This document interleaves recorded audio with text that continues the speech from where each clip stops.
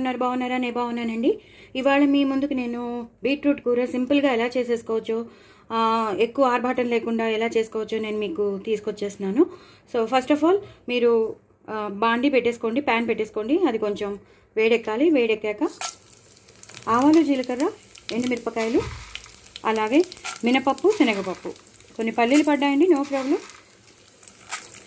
అందులో పడ్డాయి, పోపులో పడ్డాయి అంతే. సో అవి వేయించుకోవాలి.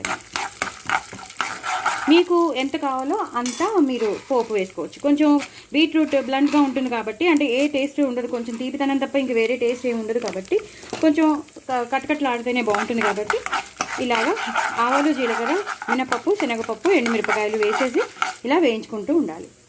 కొంచెం ఇంగు వేసుకోవాలండి, కొంచెం ఫ్లేవర్ కోసం. ఇవి కొంచెం వేగాలి. వేగే వరకు కొంచెం ఆగాలండి. నేను మళ్ళీ మీకు చూపిస్తాను. చూసారు కదా, అంత బాగా వేగుతున్నాయి. మినపప్పు, శనగపప్పు ఇంకా కొంచెం బ్రౌన్ కలర్లోకి రావాలండి. బ్రౌన్ కలర్లోకి వస్తేనే ఆ పోపు అనేది బాగా వేగితేనే కూర బాగుంటుంది. అందుకని కొంచెం ఓపిక పడితే మనకు వచ్చేస్తుంది. దయచేసి నా ఛానల్ని సబ్స్క్రైబ్ చేసుకోండి, సపోర్ట్ చేయండి, ఇంకో నలుగురికి షేర్ చేయండి, నా ఛానల్ని ప్రమోట్ చేయండి. చాలా చాలా బాగుంటుంది కూర. సో వ్యూస్ పెంచండి. నాకు ఇంకేం అడగలేను నేను మిమ్మల్ని. మీకు తెలుసు యూట్యూబ్లో ఏం చేయాలో మీకు తెలుసు. సో నేను ఇంకేం అడగను. సో మీరు అడగకుండానే నాకు చేస్తారని అనుకుంటున్నాను. బికాజ్ మీరందరూ నా ఫ్యామిలీ మెంబర్స్, ఫ్రెండ్స్ కాబట్టి మీరు నాకు సహకరిస్తారని అనుకుంటున్నాను. ఇవి కొంచెం వేగాలండి. ఇప్పుడు నేను కొంచెం హైలో పెట్టుకుంటాను. మినపప్పు, శనగపప్పు అనేది ఓ పట్టని వేగదు. ఇప్పుడు వేగాయి, మనకి తెలిసిపోతుంది కదా, సైడ్స్ అన్నీ బ్రౌన్గా అయిపోయి. ఇప్పుడు కొంచెం పసుపు వేసుకోవాలండి, అలాగే పచ్చిమిరపకాయలు. ఇంకా ఇందులో ఎండు కారం అలాంటివి ఏం వేయం కాబట్టి ఇదే కారం ఉంటుంది. ఇంకా వేరే కారం వేయక్కర్లేదు, ఓన్లీ పచ్చిమిరపకాయల కారమే. ఇలా సన్నగా పొడుగ్గా చీల్చేసి వేసుకుంటే టేస్ట్గా ఉంటుంది, చూడడానికి బాగుంటుంది. కూర కూడా చూడడానికి బాగుంటుంది. మీకు కారానికి తగినంత మీరు వేసుకోండి. లేదు మేము ఎక్కువ తినలేమంటే తగ్గించుకోండి. నేనైతే 7 to 8 పచ్చిమిరపకాయలు పొడుగ్గా తరిగినవి వేసాను. మీరు కారానికి తగినట్టు వేసుకోండి, కానీ ఎండు కారం మాత్రం వేయరు దీంట్లో. ఇది ఇలాగే మామూలుగా నూనెతో బాగా వేగాలి. పచ్చిమిరపకాయలతో చేస్తేనే బాగుంటుంది. సో ఇలా వేగాలండి బాగా. ఎంత వేగితే అంత బాగుంటాయి. ఇప్పుడు కొంచెం మనం ఉప్పు వేసేసామనుకోండి, తొందరగా వేగుతాయి.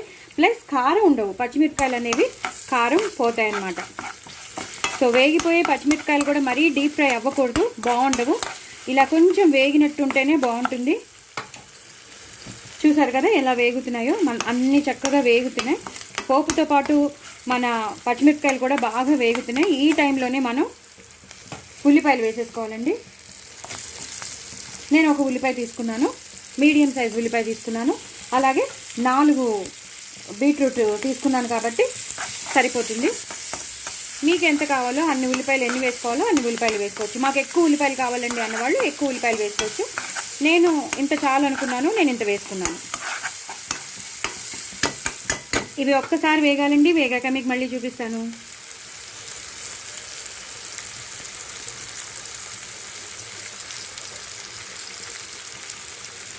పచ్చిమిరపకాయలు, ఉల్లిపాయలు కూడా బాగా వేగిపోయి కనిపిస్తుంది కదా. ఈ టైంలోనే మనం కొంచెం అల్లం వెల్లుల్లి పేస్ట్ వేసుకోవాలి. ఎక్కువ అక్కర్లేదు. నేను మా ఇంట్లో చేసుకున్న అల్లం వెల్లుల్లి పేస్ట్ కాబట్టి నేను కొంచెమే వేస్తున్నాను. ఎందుకంటే చాలా చాలా పంజెంట్ ఉంటుంది ఇది. కొంచెం వేస్తే చాలు, మొత్తం ఫ్లేవర్ వచ్చేస్తుంది. సో అల్లం వెల్లుల్లి పేస్ట్ వేసేసి ఇలా కలిపేసుకోవాలి.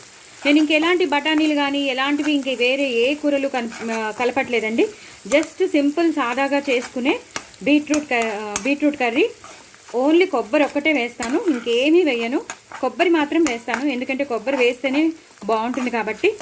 సో అల్లం వెల్లుల్లి పేస్ట్ కూడా వేసేసాం. మంచి ఫ్లేవర్ వస్తుంది, వాసన వస్తుంది. చక్కగా కూర మంచిగా ఒక వెరైటీ మసాలా వాసన వస్తుంది. అది వేయగానే మనకి మొత్తం చేంజ్ అయిపోతుంది కదా. సో అల్లం వెల్లుల్లి పేస్ట్ కూడా మొత్తం కరిగిపోయింది. ఇప్పుడు మనం సన్నగా తురుము పెట్టుకున్నానండి. నేను చాలా సన్నగా తురిమి పెట్టుకున్నాను. మనం హల్వాకి ఎలా తురిమి పెట్టుకుంటామో అలాగా తురిమి పెట్టుకున్నాను. ఎప్పుడు చిన్న చిన్న ముక్కలు చేస్తాను కదా, అంటే కచ్చాపిచ్చాగా చేసేదాన్ని. ఇప్పుడు ఇలా హల్వాకి తురుముకున్నట్టు, ఇలా కొబ్బరి తురుముకున్నట్టు తురుముకున్నాను. ఇదంతా వేసేసుకోవాలి. మనం ఎంత వేసామో అంత వేసుకోవాలి. అలాగే కొంచెం కరివేపాకు కూడా వేసేసుకుని మొత్తం కలిపేయాలి.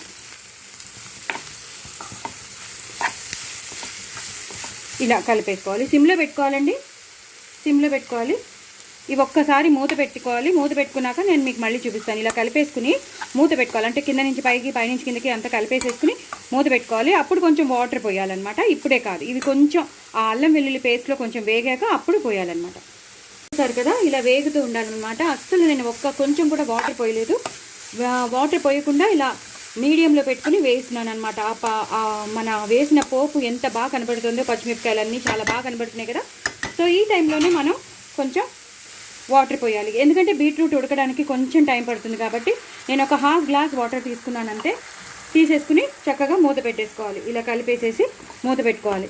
ఒక 3 to 4 minutes తర్వాత మళ్ళీ వచ్చి చూడాలి. అలా 2-3 విడతల తర్వాత అప్పుడు మనం నెక్స్ట్ ప్రొసీజర్లోకి వెళ్ళాలన్నమాట. ఇప్పుడైతే నేను మూత పెట్టేసుకుంటానండి. మూత పెట్టుకున్నాక మళ్ళీ మీకు చూపిస్తాను. అంటే బాగా ఉడికిపోయాక మీకు మళ్ళీ చూపిస్తాను. చూసారు కదండి, మొత్తం కూర అంతా మనం వాటర్ పోసాం. వాటర్ అంతా ఇంకిపోయింది, మొత్తం పీల్చేసుకుంది. కూర కూడా బాగా ఉడికిపోయింది. ఈ టైంలోనే మనం తగినంత ఉప్పు వేసుకోవాలి. బీట్రూట్కి ఎప్పుడైనా సరే చాలా తక్కువ వేసుకోవాలండి, లేకపోతే ఉప్పు కషం అయిపోతుంది. సో చూసుకుని వేసుకోండి. బీట్రూట్ అనగా పాలకూర అనగా ఎక్కువ వేసామంటే దాన్ని మళ్ళీ ఇంకేం చేయలేము.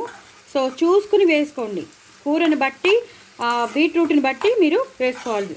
మీ రుచికి తగినంత మీరు వేసుకోవాలి. కానీ ఎక్కువ వేసుకున్నారంటే మాత్రం ఉప్పు కషం అయిపోతుంది. సో ఇది కూడా వేసేసుకున్నానండి. ఇప్పుడు ధనియాలు, మిరియాలు, జీలకర్ర పొడి అది కొంచెం వేసుకుంటాను. ఎంత, కొంచెం ½ స్పూన్, ఇంకొక ½ స్పూన్ వేస్తాను. ఇంకా ఎండుకారం ఏమీ వేయట్లేదు. అలాగే ఇంకా ఎలాంటి పౌడర్స్ వేయకూడదు. ఓన్లీ ఉప్పు, ఈ ధనియాలు, జీలకర్ర ఇది వేయాలి. ఇది వేసేసాక ఇప్పుడు మనం సన్నగా తురిమి పెట్టుకున్న కొబ్బరి వేసేయాలండి. కొబ్బరి వేసేసి ఇలా కలిపేసుకోవాలి. ఇది ఒక 2 minutes ఉండాలండి. కొబ్బరి వేసాక వెంటనే బంద్ చేయకూడదు, ఒక 2 minutes ఉండాలి. ఈ కొబ్బరి అంతా ఆ కూరలోకి వెళ్ళాలన్నమాట. ఇది ఒక 2 minutes ఉన్నాక మీకు మళ్ళీ చూపిస్తాను. చూసారు కదండి, మొత్తం కూర అంతా చక్కగా అయిపోయింది. చూసారు కదా, మనం ఎలాంటి బఠానీలు కానీ వేరే ఏమీ కలపకుండానే చక్కగా మనం అల్లం వెల్లుల్లి పేస్ట్ వేసుకుని, పోపు వేసుకుని, చక్కగా పచ్చిమిరపకాయలు, ఉల్లిపాయలు వేసుకుని, ఒక్క ధనియాలు, జీలకర్ర, మిరియాలు కొంచెం ½ స్పూన్ వేసాం. అంతేనండి, ఇంకేం వేయలేదు. తగినంత ఉప్పు వేసేసాం అంతే. వేరే ఎండుకారం కూడా వేయలేదు. ఎంత బాగా వచ్చిందో చూసారు కదా. చూస్తుంటేనే ఎంత బాగుంది కదా, చాలా టెంప్టింగ్గా ఉంటుంది. ఈ టైంలోనే కొంచెం కరివేపాకు, అలాగే కొంచెం కొత్తిమీర వేసేసి శుభ్రంగా ఇలా కలిపేసుకోవాలి. దయచేసి నా ఛానల్ని సబ్స్క్రైబ్ చేసుకోండి, సపోర్ట్ చేయండి. ఇంకో నలుగురికి షేర్ చేయండి. పక్కనున్న గంట సింబల్ని టపేయమని కొట్టండి. మీరు కూడా ఎంజాయ్ చేయండి, చక్కగా చేసుకోండి. కామెంట్ బాక్స్లో పెట్టండి చాలా బాగా వచ్చిందని. చాలా చాలా సింపుల్గా చేసేసుకోవచ్చు. ఆరోగ్యానికి చాలా మంచిది. ఎందుకంటే ఎనీమియా ఏమైనా ఉంటే తగ్గిపోతుంది. కనీసం వీక్లీ థ్రైస్ అయినా తింటూ ఉంటే మనకి హిమోగ్లోబిన్ అనేది శాతం పెరుగుతుంది. సో హిమోగ్లోబిన్ పెరగాలి అంటే, రక్తం పట్టాలంటే మాత్రం కంపల్సరీ మీరు బీట్రూట్ తినాల్సిందే. చాలా చాలా మంచిది. ఒక హిమోగ్లోబినే కాదండి, హెయిర్కి చాలా మంచిది, అలాగే స్కిన్కి చాలా మంచిది. స్కిన్ గ్లోగా ఉండాలంటే చాలా మంచిది. అలాగే వెయిట్ లాస్, ఇలాంటివన్నీ తినేసి సలాడ్స్ కింద మనం తినేసామనుకోండి వెయిట్ లాస్ అయిపోతుంది. సో మీరందరూ తప్పకుండా ట్రై చేస్తారని అనుకుంటున్నాను, చేసుకుంటారని అనుకుంటున్నాను. దయచేసి చేసుకోండి, కామెంట్ బాక్స్లో పెట్టండి. చాలా చాలా చాలా టేస్టీగా ఉంటుంది. ఎలాంటివి వేరే ఏవి వేయకుండా కూడా మనం సింపుల్గా చేసుకున్న బీట్రూట్ కూర చాలా చాలా టేస్టీగా ఉంటుంది. సో డూ ట్రై ఇట్ అండి. నా ఛానల్ సబ్స్క్రైబ్ చేసుకోవడం మాత్రం అస్సలు మర్చిపోవద్దు. బాయ్ అండి.